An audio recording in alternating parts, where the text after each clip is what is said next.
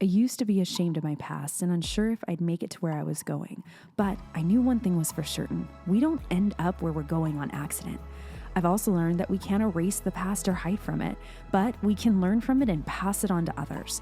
So who am I? I'm the definition of a bootstrap girl. Someone who's made the hard choices to pick themselves back up and make something of themselves. And I'm not the only one. My name is Danisha. I'm a mom, a wife, a professor, advocate, queen of my own path, who's overcome abuse, foster care, homelessness, and raising 5 siblings on my own at the age of 24. And eventually I got a PhD. But something that I learned is that I don't know everything. So here on my show, we're going to be bringing in people who know the things that we don't know. Let's get in and learn on the Dr. Danisha Keating Show. Welcome back to the Dr. Danisha Keating Show. I am so excited to have one of my really good friends here, Travis. I met him through America Kids Belong, him and his family, and what they do as an organization is beautiful, where they work with former foster youth and foster youth that are in the system waiting to be adopted. Super excited to have him. We're going to be talking about a little bit of an off-topic conversation about being an entrepreneur, in a sense of owning something that's different and outside of the box. I know for myself, when I first started my business journey, I didn't want to own a business. I didn't know what owning a business looked like, but I'm starting to find that there's a lot of different ways to do that. You can be a realtor, you can be a coach, you can be a life coach, you can even own something called an Airbnb.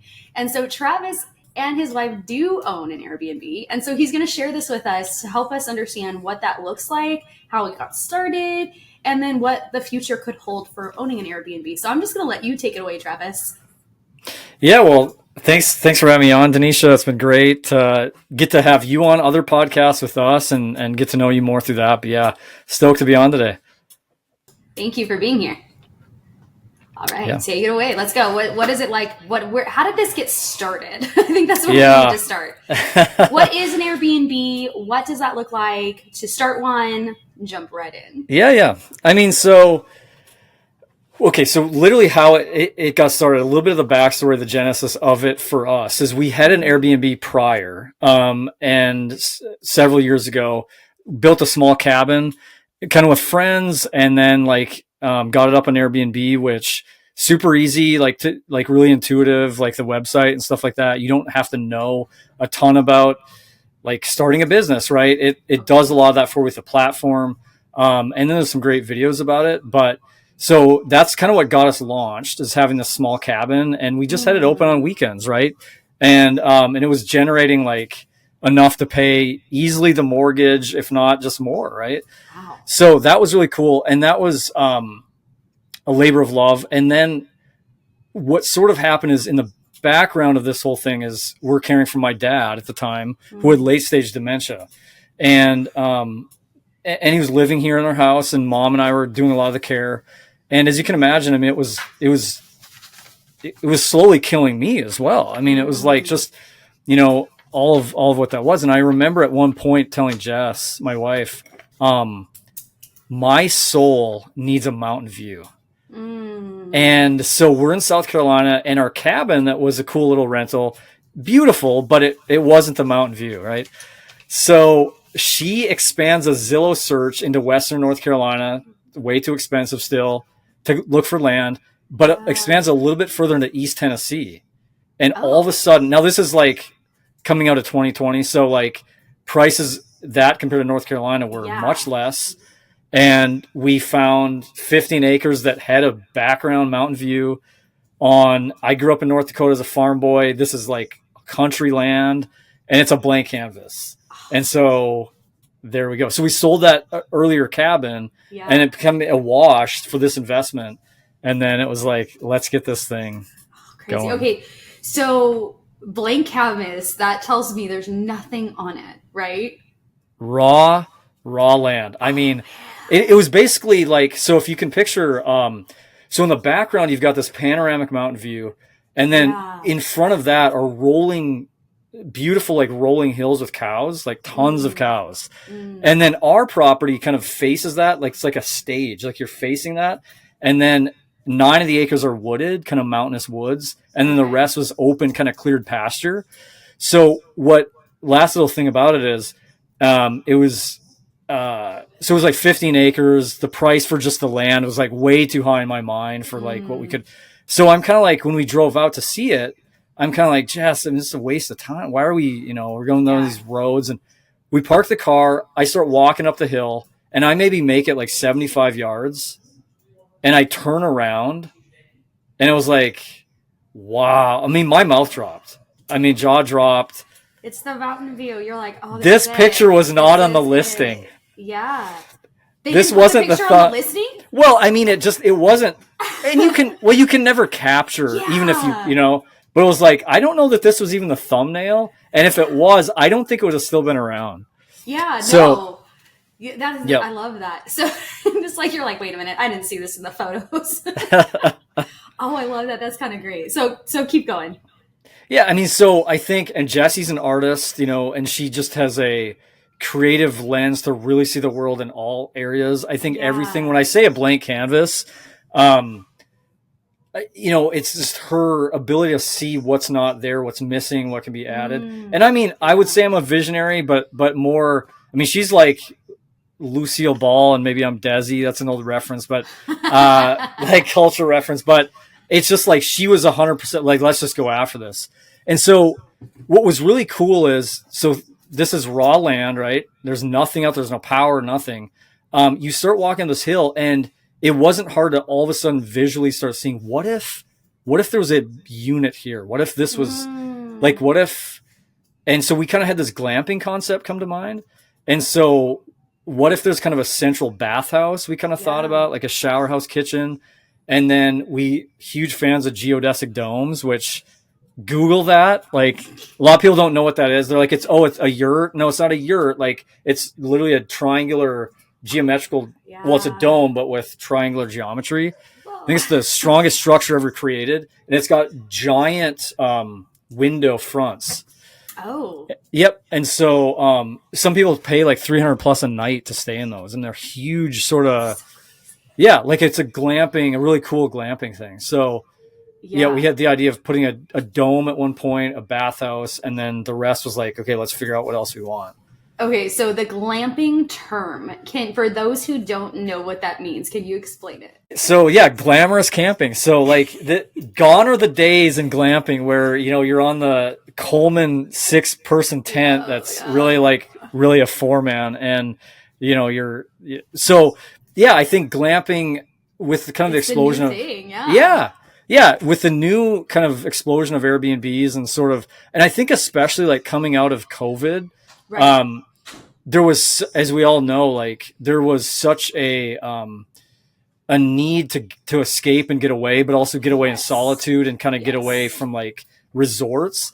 Yeah. And I think what it really helped spark, and it probably this predated COVID, but any type of a stay that could be really, really unique. So, you know, one time we stayed in a school bus, you know, that was renovated, or, you know, if you can, you know, when we've all seen these things, like, I mean, just look at some of the crazy stuff out there. But like, I've seen people turn vans into like, living quarters, but not a school bus, but that makes sense. Like things totally like, or like, you'll see things like maybe an old like boat that's got like, you know, a cabin in it, and that's, you know, just anything that's really yurts. Not vacationed well. That's what this means. There you go. Oh, I love this. I love this because it's interesting that like there's so many things that we don't even know exist when it comes to a business or to like getting out there and doing something creative. We always think like creativity is like, okay, I have to be a painter or I have to be a musician. And it's like, your wife has the ability to look at something and see it 30,000 steps before, like that. Like, I wouldn't even say like that's like an envisionary person too, because it's just like, that's how Disneyland was created. Like, you know, but then you do this with travel. I love that. Yeah, absolutely. Yeah, for sure. So, and I think everything that, you know, any endeavor, I mean, it's a risk, of course, you know? Right. So like, I think there's a lot of people when you talk to your friends and stuff, I think everyone has had an idea or amazing ideas at some point in their life. The difference is those willing to go, okay, we're going to take a step towards that idea, and, you know, and just know that it may fail, you know, but most likely will fail. Yeah. Right. It's hard too, because it's like, I think there are the things where it's like, oh, that's a good idea. And then it's like, well, I don't know how to execute the idea to get to it. And that like, oh, okay, I don't have money. I don't have time. I don't have energy. And it's like, there are so many things out there where you can get like business loans and things like that like people have told me about. They're like, did you do this? And I'm like, no, I just like, I put it on my credit card, which was like $300. And that wiped me out. Right. But it was the best decision that I made. But you're right. Like there is a risk to starting a business. It is not guaranteed that it's going to work. But when it comes to purchasing land and building something onto it and saying, okay, guys, come and book this with us, that has to be terrifying. So when it comes to like getting people to book, what do you do for like marketing? Because it's a little bit different than just, hey, tell your friend I have a business, come buy product from me. It's you have to convince someone to stay at your place. So what does that marketing look like for that? Well, and that's, if we're kind of talking specifically more around Airbnbs, I mean, I think that it really, I think, varies. I think that if you're in a really hotbed area of like people are coming for whatever, like you're in Joshua Tree or Grand, I mean, wherever is sort of a hotbed of like tourism, I think you're going to have to do just naturally less marketing. I mean, someone's going to find you just because supply and demand and like, oh, cool, this is I think that you do have to work more on the marketing side if maybe, you know, you aren't as discoverable or you're maybe not as in such an attractional area, you know, like, I mean, you're in the middle of Nebraska somewhere. I mean, yeah, you're gonna have to probably up your marketing game. But I also think that's where you're trying to identify like what makes your stay unique. And so I think that's where you're just getting creative around like, hey, we don't necessarily have a destination city next to us with tons of breweries. Yeah. But we have like goats and we have like, you're staying in a, I mean, I'm not saying us, but like. Do you guys do goat yoga? We're not to that point yet, but, maybe. You know, yeah, I have to watch a few more videos. So no, we don't have that, but we just get to view the neighbor's cows. That's kind of our soul care. So it's different too, because I like that you brought up the fact, like, okay, there's destination getaways, and then there's locations that might not feel like it's a destination spot that everyone's been there, everybody goes. But it is interesting when you find something off to the side, like with where you guys are at, because it's not secluded, but it is something that it's going to be more peaceful.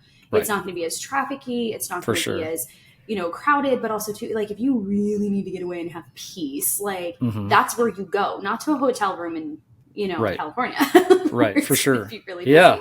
So what do you do for your marketing that might be different than if I had a place in Joshua Tree? Well, so like this one I would say is a little bit unique in that there is tons around here. So ours is a really unique one in that it's sort of, you have this like fantastic country, like you're literally, you know, out looking at cows. But we're near Knoxville, Dollywood, Sevierville, Gatlinburg, which is massive for tourism year round. So I think that in a setting like ours right now, like we can probably get by to some degree with just what is around us. But I would say that our previous one would have been one more, especially where, you know, it didn't have those, you know, Dollywood wasn't right next to it. So, and I think that's just where kind of what you're saying already, Danisha, of like, you're trying to identify, okay, what is it about our property here what is someone going to experience? And maybe that helps push your creativity for just like innovation on the property of like, what can we make and design or create, or that makes it feel like it's what you're trying to be, whether it is seclusion, whether it's sort of a soul care experience of like just getting alone and quiet and contemplation. Is it a climbing wall, you know, and you're going to kind of have some sort of a play, you know, as well, you know, so I think it's just like you're creating based on what is your identity of what you're trying to be. So you're creating the space based off of like what you feel the space is versus trying to force a different space into that, because it wouldn't work if you're like, okay, we're gonna have water slides and like Mm-hmm. things that you're like, this doesn't really fit here. Right. So it's being open to, what do you feel the space could be? What would fit well here? And then promoting it as that. Sure. Because there are some places where I'm like, you have that? Like, that's weird. That doesn't fit. But, it's like I remember up in, like where I'm in California, and so we have a lot of mountains and beaches. You wouldn't put, sand over in the mountain where it's snowing, but people have tried to do that. They've recreated like little seas or like beaches. And I'm like, that's weird. And it just doesn't work because it's not, that's not what that's supposed to be. Like if I wanted an oasis at a beach, I'd go to the beach. If I wanted the mountaintops, I would go to a mountain. So I like that you point that out because that is definitely something that I think when I start to do a new endeavor, I'm always like, well, how can I get the most money possible? And it's like, it's not about, that's not the first question because I might miss out on a gold plot of land where it's like I could build something beautiful here because I'm looking at just the dollar amount versus saying I could build that here and it will become the dollar amount. And that's where the risk comes in. So you guys actually started with first with a cabin and then you moved into this venture. How did you start with the first cabin, like making that decision with other people? Because, whenever I make decisions with other people, it usually doesn't end up the way that I'd like it to when it comes to money. So how do you protect yourself in that way when you have multiple investors? Great question. I mean, so again, some of this is unique. And so I'll just try to share of what our sort of experience was. And then you can, well, like in our case, the very first one, I mean, and even the one we have now, it's just Jess and I. I mean, there's no other friend investors. There's no other peer investor. So it is the two of us in our marriage. So we're not dealing with the complexity of that with like, okay, how did you, and the drama or whatever. For us, like in our marriage, we've discovered like we need creativity. It's just an ingredient that like we need and not every couple, like some couples are like, we need to kind of do our own thing. And then we still love each other. For Jess and me, like we've always needed some sort of a project that like, it seems like it brings cohesion to us. So, so I think in that case it was, but definitely the same question you're raising, you've got to be on the same page on investing. So like in our case, that first one, it was a pretty small risk in terms of, I want to say at the time, the property, was much smaller than our one in Tennessee. So maybe it was like the plot of land was maybe 30,000. I don't know if it was like a couple acres and it was, That's a that's a lot though. Well, and it did have like, it had a well on it and stuff like that. So it had some of that, but it's also like, you're not buying like a rundown hotel that you're trying, multi-million dollar, you know what I mean? Like, so like sense. Your margin for loss crashing and getting out of it is less as well. I mean, because, as they always say, they don't make land anymore. You can get out of land because it's sort of a liquid asset that's just sort of, I mean, we can still do dumb things with it, but. But land is, like you were saying, like land is a blank canvas. So you add to it. So you're the person adding to it versus if you go to a place that already has a building. If you, oh my God, that's so stressful that it's falling apart and it's like, hey, this is condemned. You can't even stay here to fix it up. You have to do X, Y, Z to tear it down. And then it's like, well, now we have the tear down, then we have this, then we have to do this, and we have to do, and then it's more, it usually is more than what you thought it was going to be $200,000 to fix up, and it ends up being like $1 million, literally, because the building is worn down versus a plot of land is, I could have it sit there for a while. And then if I decide not to do what I needed to do, I could sell it and get my money back versus that not happening if there was a building on top of it. Absolutely. And I mean, I'm not a real estate investor expert, but I would think that me either. Let's do that. Yeah. But I think like land in my understanding is generally going to pretty much hold value, where once you start to get properties and the housing market collapses, I do think pure land is sort of a little bit insulated from some of that market stuff. So yeah. But I think that's somewhat of the appeal to glamping type investments, because again, it's a much lower investment cost. I mean, where you're like, as if you think about it, like you're, whether it's a small tiny cabin or you're like a yurt or something like that, I mean, maybe your investment's under 10 grand compared to whatever, that you're buying to 100,000. Yeah. Let's put a number to it.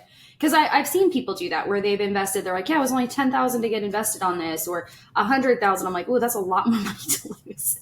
But I like that in the beginning you said, like, sometimes we can sell this out for $300 a night, and it's like, oh, okay, so if you purchase, let's say that you spent $20,000 on like some sort of property that you're going to rent out and do it that way. And that's $10,000, $20,000, whatever you spend up front. And then you're able to rent it out 75% of the year at $300. Yep. That's going to be a positive return on your investment, because it's not going to be zero. Even if it was, it's like, now you have a place to go travel as you and your family, or you have a second location that if something were to happen and you sell it, you can get more for than what you bought it for normally. Unless it's 2008, and then that's just a whole... right. Exactly. Yeah. I love that. Okay. So when it comes to decorating, decoring, I don't know why I said it that way. I don't know. No, I don't know it. Oh my God. It's a tough one. When it comes to decorations and decorating the place and making it homey, what are some do's and don'ts that you guys have learned when it comes to like paint or things that it's like, oh, this stuff has to be changed out every so often? What are some of the things you learn when it comes to that? Well, the first for me is yield to her on all the ideas on decorating. Men out there, I mean, we know this kind of probably a general rule. Someone said if men buy paint at a hardware store, they probably should bring a written excuse from the wife. This as a joke about but trouble will ensue. But no, I'd say I think it kind of goes back to what you were saying at the beginning of like, what's your identity? What's the property's identity of like, what's it? So like, what doesn't fit? Like, so, and then kind of going from there, and you're looking for like practicality and functionality of like easy to use things.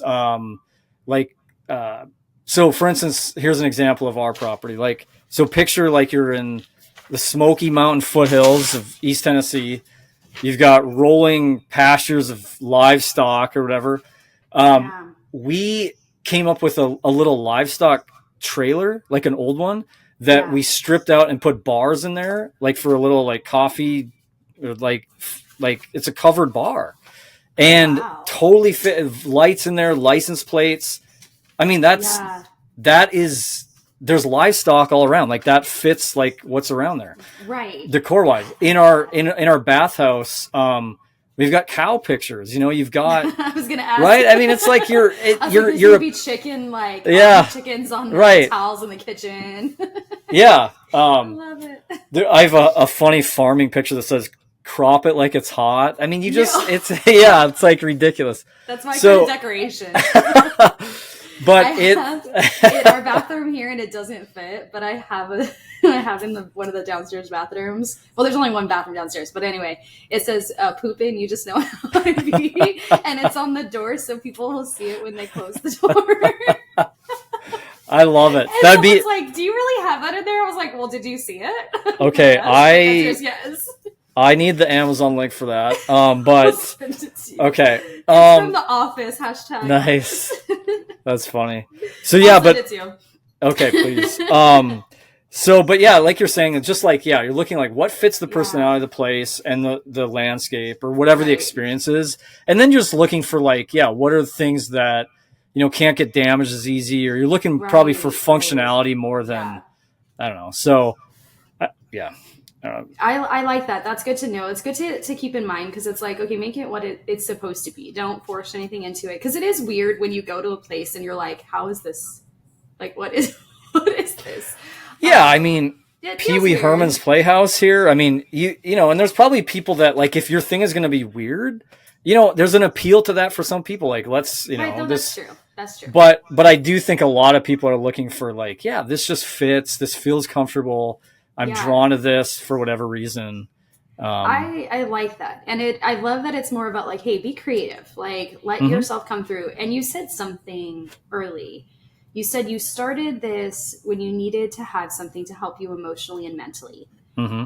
And that both you and your wife are like, we have to have something creative. How has this like re-energized you? I know it's stressful too, but like, how has this re-energized you, or maybe given you a different type of purpose? Because I think someone can look at a business and be like, how do you find purpose in owning a business? It's like, I help people, like I coach people, I work with people in different areas of their life. Right. But I need something that's not always like me pouring in emotionally. I need something more physical. So it's like, I love doing little house projects, but there's only so much house that I have. So I need, sometimes it's like, where can I go to get that to where I'm not buying a new house every 4 years? That's mine. Or constructing a house, because that's exhausting. But you said it helped you emotionally and mentally. Can you walk us through like what that's done for you by having something like this to work on? Yeah, I love that question, Danisha. And it's such a good way to kind of frame it with your own example, because, so there's a great quote by Howard Thurman, who is a civil rights activist. And it's kind of a guiding quote in my life, but it really fits here, where he talks about, he says, don't ask what the world needs. Ask what makes you come alive, and go do that. Because what the world needs is people who have come alive. And that's exactly it. This helped me come alive. Like, I'm in the throes of caring for Dad, and he's dying, and there's part of me dying inside, grieving and suffering. And it was like, this became sort of, not exclusively, but a strong outlet, a spark, something that re-energized and gave me life, gave me purpose outside of caring for Dad. But also, I love what you said of where, at the same time, it was something where it was me getting to work with my hands, which is huge for me, and getting to kind of build and do things outside. Again, I grew up in North Dakota, so farm boy. And so like, just being on land and kind of, I have mountain bike trails I built with the boys. Like, that was super therapeutic. Like, just being in the woods for me is really therapeutic. And so when you can align like an endeavor like this with your own natural, like what makes you come alive, that's a powerful alignment. And I think that, I just never even thought of it that way, because so many times when you hear entrepreneurs talk, I always say that word wrong, but that we're here for it. When we hear people say like, okay, you should start a business, it's always you should do something that people need and want. And it's like, well, how do I know? That's always my question, is how do I know that they need it and want it? But when you're flipping that, you're like, don't focus on what people are asking for or needing. Like, you're focusing on what brings you alive, because that's what others need to see, is like, oh my gosh, that's it. Because that they'll find you, but if you didn't come alive, they're not going to find you. So it's like, oh, you're kind of stuck. It's like, hey, it's catch-22. But being able to say like, I'm going to find what makes me come alive, because there's other people who will gravitate toward that, who need that too. And that's insane. It's not insane. It's good, but it's just sitting in that. I'm like, that's not how I have been told over and over again. Like, this is how you start the next business idea. And I'm like, and I think like there's probably some tension over, wise business investments are probably right to say, what's the market determining, and what are people in that area wanting to rent? Right. Oh, okay, well, that's making you come alive by having like something totally bizarre and weird, and no one's going to be there. Like there is tension in that. This isn't necessarily a quote that's maybe totally fitting in terms of wise investment strategy. But I do think it's because I think it also comes down to, what is the primary purpose of this property or investment? Right. If it's to make the most dollars and squeeze the most money, it may be built then on the premise of what you said, what is everybody wanting? Right. If it's something that is, and you can be miserable making money too. So if this is more about your own life and how it's giving back to you, and in the process, you're making some money, to me, that's the beautiful, like, I mean, we're all wired different, but to me, that's the sweet spot of, maybe I'm not going to make the ultimate money, but there's also a cost to making money and killing myself doing it. Yeah. So and whereas, that's where so many of us are sitting in life, where we're just like, wow, I'm doing all of these things and I'm dying. Like, it's killing me to keep doing this. And I have nothing that's sparking that creativity, that coming alive moment for me. Mm-hmm. And it literally sucks the life out of our soul. Right. So it's like, well, if I'm going to be doing this anyway, Right. might as well find something along the way. That's exactly what I was feeling. Yeah. Yeah. Like, That so, makes sense. and you maybe have to be a little bit pickier and look longer or be more patient with that, because that may be something that is a journey of discovery than it is to just launch into some sort of thing. But I think it's worth the journey. In doing the research, I think, is really important up front, but at some point you have to stop reading and you have to start doing. And that's something that you actually said is like one of the things you're just like, hey, there's a difference between having a good idea and then stepping into it to make it happen. And I think there's so many of us, it's like we get stuck in that like, well, that's a great idea. I would love to do that too.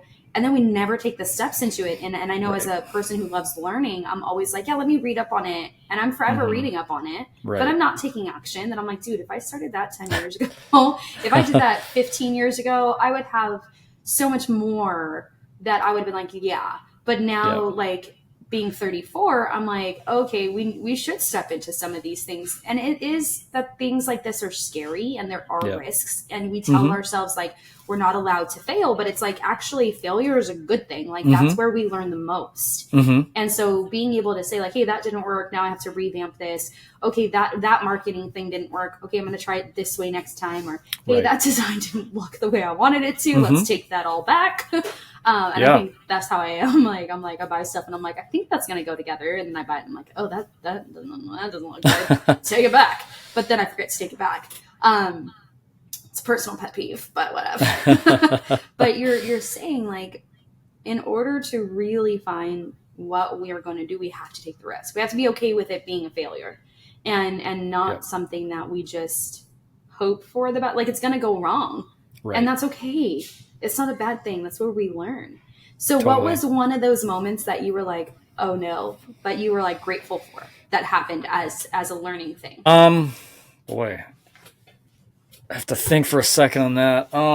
Yeah. Well, I think like generally, so one of the things I was going to also add about, sort of glamping and sort of this realm is people can also get into trouble where, because of local ordinances. So like when we say, hey, put up a geodome, that'd be incredible. And then you buy a kit and it's $10K and still not a crazy investment. And then you don't realize the codes in your local county codes and varies nationally, very different. So people you'll see will run into that type of trouble. And so that's kind of what you're saying on the front end, do research, get some of that answered.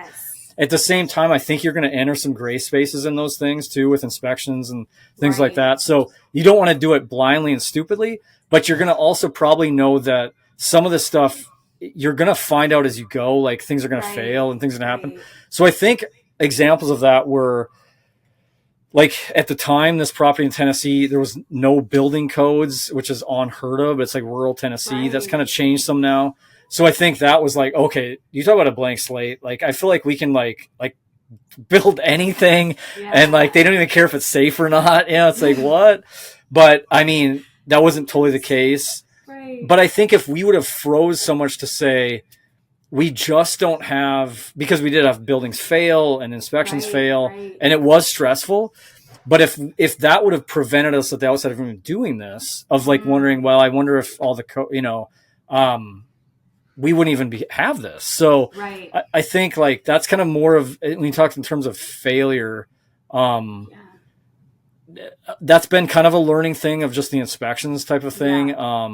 I think one other thing I would add for us is like the concept of this thing was a little bit, it evolved in terms of like, hey, I think that's maybe a fail, was we have a centralized bathhouse, right? And so we have a geodome, a shipping container, and then a little cabin. So there's 3 very unique personality rentals, right? Yeah. And our initial idea out of the gate was that these would be separately rented. And then that's going to maximize money, right? Because you're going to have somebody renting this one, that one, that one. They can all be there together. And then you start realizing, okay, this is a really small bathhouse. This isn't a state park. You're with people you don't know, like using the bathroom in this small, and there's multiple bathrooms, but it's like, or making pizza in a kitchen. You have no idea who these guys are. Like that. We've seen way too many murder videos. You know how all of those horror movies land on TV. That's how we die. We die at a bad A bad Airbnb in Tennessee. That's how we all. I think there's okay. a couple of them out there like that. And I'm I like, think oh, God, so. I'm not down. So, so I think that was one where you're going, okay, actually, now that it's up and running and kind of thing, you realize, okay, for most people, they're not going to be that comfortable having that experience because you're trying to get away and just be chill and not going like, is Billy safe in that kitchen right now? I mean, like, why are we here? Yeah. So that was a thing where we saw, you know what, actually, this won't be as much of a moneymaker, but what this will be is let's rent all of them together. Families and friends can go in it together. We're going to take a hit in terms of the bottom dollar, right? Because it's, you're not squeezed. But then it's like, that's the experience. We're out together with friends. We know each other. And it kind of evolved into like even being a cooler idea, I think, anyway. Because then it becomes more of a communal. Yeah, because instead of going on family vacation just by yourself, now it's like, hey, there's these 3 things that we can attach to, and we can bring 15 people. And we all, like you said, we all know each other. And if we wanted to bring a tent out, we could. Yes. But it's not we don't know who's next door. Totally. Because that's not... I would feel weird about that, honestly, being like, hey, let's go on vacation. Oh, we're going to share a kitchen with somebody else. Like, nah, I'll stay home. Like, I already shared a kitchen. Like, we're good. But that's definitely, I could see why, but it was something that you guys recognized up front or soon, or rather than later. And you were like, hey, this is probably something this is something we need to change, instead of just kind of leaving it there. Because, if you're trying to get every dollar amount, sometimes you stop focusing on what's best for the customer versus and what's best for the business long term. Right. And you focus on the dollar amount that you get right now, but not the longevity of that being around. Yeah. Makes sense. I like that. Very true. Okay. So I ran out of questions, but is there anything else you would like to add on like what this journey has been like and what others can figure out maybe starting? Yeah, like you talking about sort of entrepreneurial or glamping or just anything or anything, all of it. Okay. Yeah. No, I think like a big thing to me is just being passionate about life. T.S. Eliot talked about where's the life we've lost in living. So many of us get into our 30s and up, and it's just like we're on autopilot. Right. We're working 9 to 5, or we kind of lose our purpose and identity. And I just think like when we can like find the spark of what is it that makes us curious? What are we going to try to do? What are we going to take a risk on? I think all of us, I would think it's a pretty universal thing to think that none of us want to go to our deathbed going, I wish I would have just tried, maybe even that one thing, because maybe some of us are more risk less averse, but that one thing. And I know like, hey, we did it. We went after an Airbnb. It failed, but man, I'm so glad we tried it. So I think that thing of just like finding your passion, taking risk, knowing that, like you said, you're going to fail along the way. We learn from our failure. The beauty is what we learn in the end. And then I think like whether it is an Airbnb, I would say the really cool thing with that is there's the platform itself, there's insurance built in. You can really control who's staying. There's a lot of safety built in because you can kind of vet out your guests and kind of approve or not approve people based on their profile. Do they have ratings? If they don't have ratings, for some, that's an automatic, no, you can't stay. You can ask them, why are they coming to stay? And get some of that stuff. And then you can really block out the calendar how you want. And really, there's so much control that I think as far as sort of an investment idea as a business, it really has a lot of cool features that take away some of the scary risk or the like unknown. So I love it. It seems low maintenance in some areas and just like a higher risk financially. But the low maintenance really allows you to have flexibility, and it's not just like running a product business where you offer something physically. It's like when you get an order in, you got to get it out in like 2 days. And if you miss that deadline, it's going to, whatever. Right. It's stressful, but this is a different type of stress. And I think, it makes me think of like the stuff me and my husband have been talking about, like trying to maybe get in on that as well to save for and buy something, because it's like, oh, we could do rental properties. I think that would be fun. And low maintenance. That's what we're looking at, but it's, I didn't know that was an option. I was just like, oh, I didn't know that. I thought we just rented from big corporations. oh, there's the little guy in the middle. Yeah. It's great that we know that this exists now. Is there anything else you would like to add before we end? No, last thing would just be like, if you want to check out our property and get some visuals of what I'm talking about and even see it on Airbnb, if you go on Facebook, Shiny Eyes Retreat has the Airbnb link. It's got all the pictures. And if you mention that you heard about this thing on Danisha's podcast, we'll work something out and get you. And one of the things is this isn't always going to necessarily be up on the calendar or always wide open. That's one of the things that we can kind of control. And a lot of it's having friends and family stay and just our capacity with it. But like, if you hear this and you're like, man, I want to go to East Tennessee. It's beautiful out here, and come see and stay at the retreat. Love to have you. So love it. And I love this is the fun part of being able to plug people's businesses in a beautiful way of just like, hey guys, we're talking about real things of just how we can help learn from other people, but then you get to like, hey, you also get to plug your stuff in. And I love that because then it's a beautiful thing. And I saw the pictures and I was like, dude, we gotta go. It looks so good. I'm excited. We want to go to Tennessee. Travis and I are like, we were talking about it through email and I was like, yeah, me and my husband want to go to Tennessee. He's like, let's go. I was like, we're going to go out there. It's going to be great. All right. Thank you so much for joining us, Travis. This was great. Super excited. I love hearing from you, and you're a wealth of knowledge. And I always love that you pull quotes out from places. And I'm like, man, I need to get on Travis's level.